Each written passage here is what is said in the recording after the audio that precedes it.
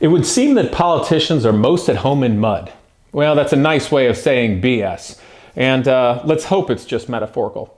But in the circumstance of this BS, we're going to talk about the word nationalism, which, shall we say, in recent days is being used to associate only as a bad thing, and typically in a partisan way and one-sided. So I thought today we'd just simply read the definitions of nationalism, see where it came from. Now, typically what I like to do is start with the more recent modern dictionary, the Oxford Dictionary of English, which frankly is, it's rather thin, and it's not remotely as good, frankly, as the dictionaries from the mid-20th century, which gives you a lot more information. In any case, nationalism, a patriotic feeling, principles, or efforts, an extreme form of patriotism marked by a feeling of superiority over other countries. Playing with right-wing nationalism. That's interesting. Advocacy of political independence for a particular country. Scottish nationalism. Interesting. Now, the reason why I say that that's interesting is because here it inputs playing with right-wing nationalism. Now, for all of those of you that will remember the word fascism, which I defined a couple of weeks ago, a very strange, similar sort of thing happened with a more modern dictionary of putting it only as a political slant in one direction, which is effectively what the opening of this entire video was, and I didn't expect to find because I went through all these and labeled where it was so I could find it quickly. Okay, let's move on. That's kind of silly. But it is fascinating how the Oxford Dictionary English put the political slant on nationalism just the same way that Google's definitions and the same dictionary put the same political slant on fascism, when in fact fascism is just the mechanics of a cultural direction and governmental direction, and it doesn't actually have anything to do mechanically with which political direction or inclination you are. So let's go straight back to the first Webster's Dictionary from 1859 and see what it has to say. The state of being national, nationality. Okay, nationality. Nationalize. That's really it, guys. Nationalism, the state of being national or nationality. Now, one thing I have to point out relating to Webster's first dictionary from the 1800s, it's simpler without slant. The other thing that I'm beginning to wonder as I go through this with definitions, and especially when I read all the words of race and racial and racism through the years, as you go back in time, you can see that certain things, not to say they didn't exist in some way, shape, or form, they weren't defined. That the aspect of ideas and ideals was not a defining part of culture at different times in history. So I think it's important for all of us to remember that regardless of what that is. But let us get back to nationalism. All right, so on to Weber's New International Dictionary, which is what came after that one.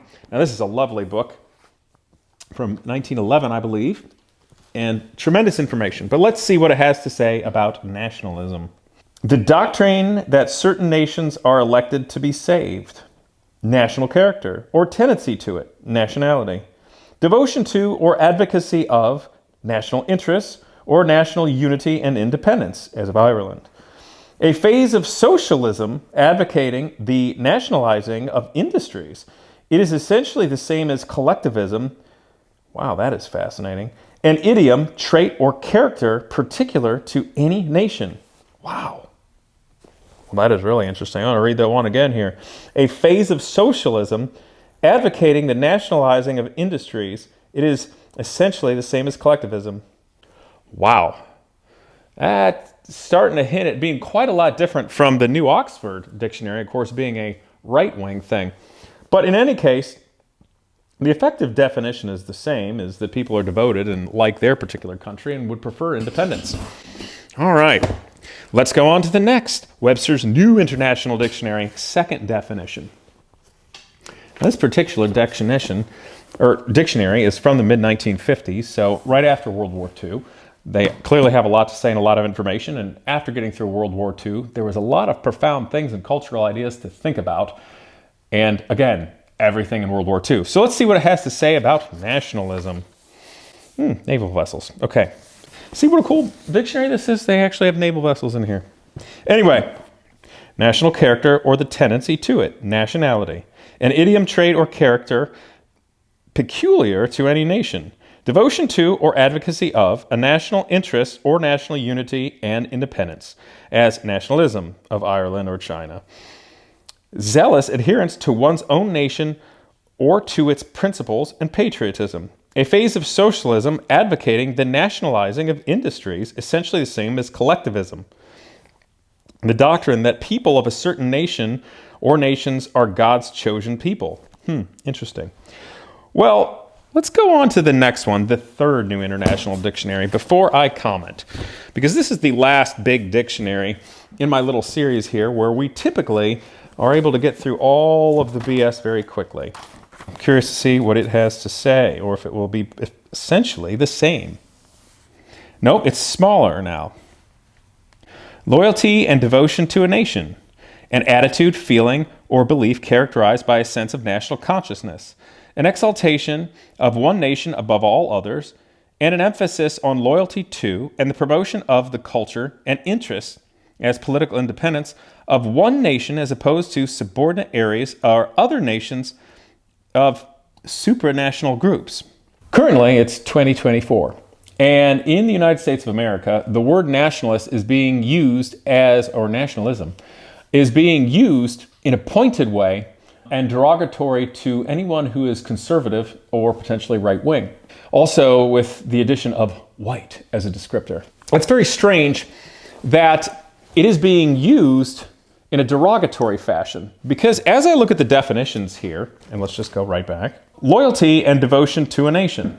You know, it's been a while since I've been in the public school system, but you remember we all said the Pledge of Allegiance? I pledge allegiance to the flag of the United States of America and to the republic for which it stands, one nation, under God, indivisible, with liberty and justice for all. God, I hope I didn't screw that up. In any case, just in saying that, would it not be fair to say that everyone that went through the public educational system, I presume that still exists now, maybe it doesn't, especially in this day and age, but at least to that point, are nationalists or nationalism? If we go a step further than that, wouldn't it be fair to say that every single member of the United States military and police are also nationalists? I would say so. In fact, I'll go as far as to, I sure as hell hope so. I hope that they like our nation over others, if they're the ones that are supposedly here to defend it and protect it. I really, really hope so. And as the politicians do nowadays, if they want to put an added descriptor onto nationalists, then you can put on whatever race you like or sex you like. It's a male nationalist, a female nationalist. It is a transgender nationalist. Could this be a black nationalist, a Latino nationalist? Oh, a white nationalist. Sound the alarm bells. Oh, hold on. Wait, what for? Why is this a bad thing? But maybe it's actually not a bad thing and never was. Because every country has its positives and it has its negatives. Every single one. I'll even include kingdoms because not every spot on the globe is considered a country. You know, if you live in a country and you're a citizen of that country or kingdom, wouldn't it be fair to say that you should be a nationalist? And if you're not, or especially you don't like that country or kingdom, maybe you should move or leave to go somewhere that you like better, that better fits your ideals. And if that doesn't exist, you may just be a whiny little bitch and need to shut your mouth. Call me old guy speak, but it seems to kind of be that way. So you have to ask yourself, where is there a line? Can you take that too far? Well, sure you can.